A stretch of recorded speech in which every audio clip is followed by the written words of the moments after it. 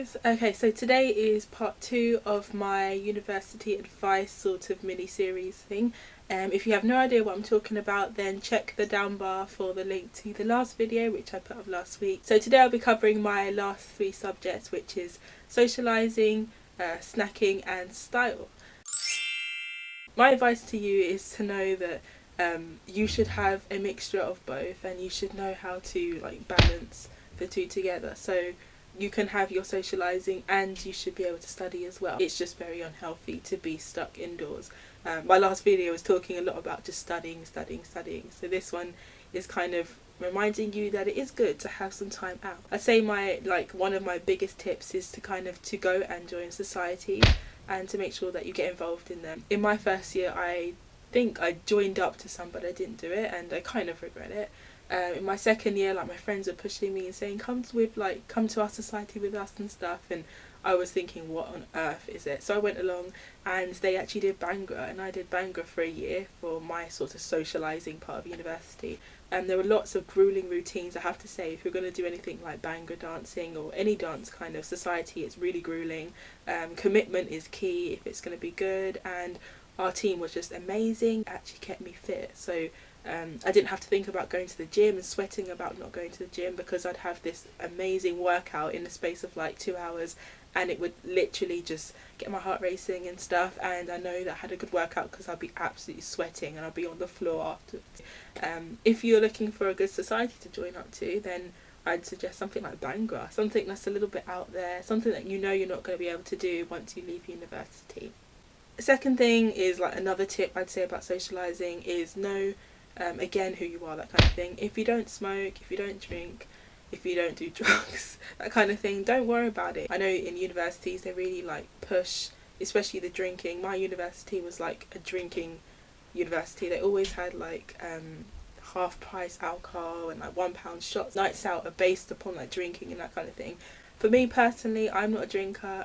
If we're celebrating something, I would like to have some alcohol or something like that. But personally, I don't like drinking. I didn't like going out on nights out, to nightclubs and that kind of environment. I'm not judging anybody. Obviously, you can do as you do. But personally, I think it's good to be able to say when you go to university, you can stand up for yourself. And if you don't drink and you generally just don't like to drink, then don't be afraid to say it. And if you set the boundaries as soon as you go into university, then you know that at least when you're in university throughout your 3, 4, 5 years, that people won't get this kind of two views about you. At least you're not two different people. If you want to just experience it once, then go ahead, see what it's like, see how you feel, that kind of thing. I did that and I came to the conclusion I didn't like it, but I gave it a shot and decided that it's not my thing. Number 3, the third point, is the common room. Make the most of it if you have a common room. They're really good ways of socialising, especially if you live in halls and getting to know other people. We met some people from halls, and then we went deep into more conversations about ethnicity, what it means to be British, and all these really intelligent conversations. I found it really hilarious, but honestly it's such a good way to get your voice out there, that kind of thing, get heard by other people and meet people you never actually would meet on campus. I just found it so entertaining. So if you have a common room, check it out. Birthdays in university, sometimes they just don't happen, and that's just for the reason that people are busy. Feel a little bit like you've been let down, and don't feel like that, because I think everyone will go through it. My birthday was so low-key. I'm not upset about it. I've come to realise it's just a part of being at university. I woke up in the morning and my housemates actually forgot it was my birthday, and it kind of made me feel down for a bit, because I had to remind them and say, guys, it's my birthday today, and they were like, oh my gosh, I'm so sorry. They were generally so sorry, and I felt bad that I had to say it, but it was kind of awkward. But I realised their minds were just on their dissertations, and I completely understand that. You don't sit and grovel, obviously. Make sure you celebrate it, even if everyone's busy. On my birthday, I had to personally go out and do chores, but it's just to get out of the house and just to enjoy the environment. I bought myself a Costa coffee. I hung out with myself. I had to, because my friends were studying, and I just thought, I'm 21, it's my birthday, I'm not going to sit down and be boring, I'm not going to just decide just because nobody's coming out with me, I'm just going to forget.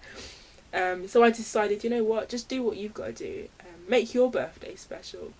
and hopefully you can do something later. Postpone it, it's not a problem. Yeah, I'm sort of one of those people that snacked a lot at university, and again, when you're studying, you've just got all your stuff laid out on the desk, and then you have like your snacks around you. I felt comfortable. It was just really nice comfort food, like crisps and sweets and all that good yummy stuff. I think in terms of this whole snacking thing, I'd say like a couple of points that I found out again, and that is, don't skip meals, don't rush meals, don't assume, oh, you know, because it's late, it's too late, I'm not going to eat anything. Obviously be within like a reasonable time. Don't be like always eating really late, that's really bad for you. I was skipping so many meals, especially dinner, and that was because I would be studying or I'd be writing my dissertation. Then it actually caused like health problems, and I'm not going to get into it into this video, but ever since then I've kind of had issues. My advice is to get a routine going. If I had to put an alarm on my phone to tell me get up and go and make dinner, make sure you eat something. You still need something like to keep you going. It's not good to go on an empty stomach, and obviously your stomach's trying to work and there's nothing in there working, so it's just like, what's going on? And it threw everything out of whack. You know, there'd be days where I'd just be in like so much pain, and it's just not nice. I wouldn't like wish it on anybody, and like I'm still right now like having to live with consequences in a way. If you can't eat your fruit and veg, then make sure you can just put it in a smoothie. Like when we were at uni, the whole smoothie hype was so big, like everyone was making smoothies as well. I made some really interesting smoothies in my time, some really nice green ones and just some fruit ones as well. And you can have it for breakfast if you can't bother to get up and make toast or whatever you eat.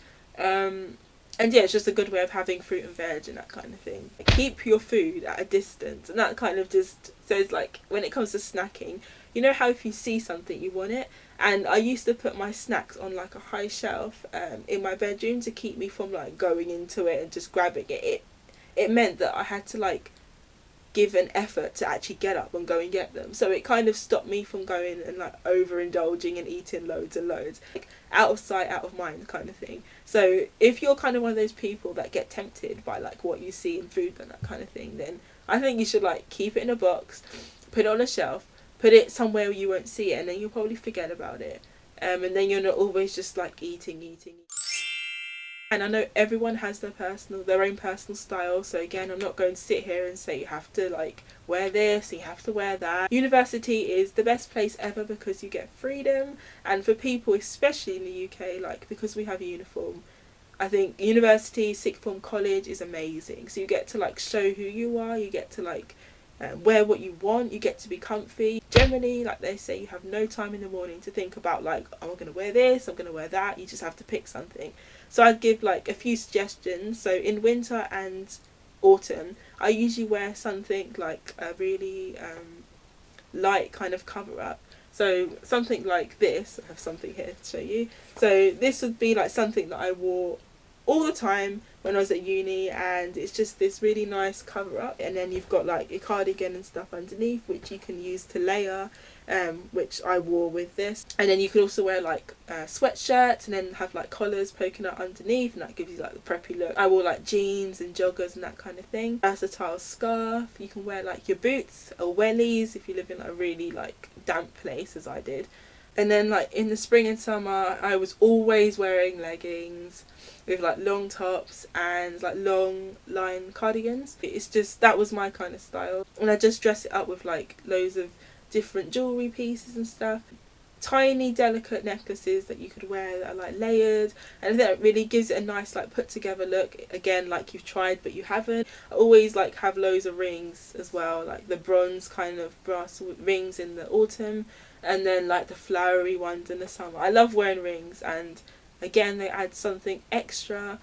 You can wear like bright tops, I don't know, anything really that you want. Try and stay, if you're going to buy expensive, like more expensive stuff, then try and be kind of like, stay away from trends and go with classic things that will come back year after year, you know, and simple colours like black and white and that kind of thing. It really kind of goes with everything. Yeah, I think that's kind of all I have to say like for these videos. So I hope again that you enjoyed that little bit there, and part 2 of that university series. If you did, then give this a thumbs up, a big thumbs up, and also thumbs up my other video as well. Again, if you've not seen that, then that will be in the down bar. So yeah, I'm gonna go now. So thank you again for watching, and I'll see you next week.